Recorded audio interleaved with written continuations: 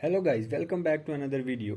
In this video, I will show you how to fix Battlefront 2 not working problem on your Windows 11 or Windows 10. So, to fix this issue, follow every step as I am showing in this video. And do not forget to subscribe this channel and also press the bell icon for the latest upcoming videos. Hope so, this will fix your problem and help you a lot.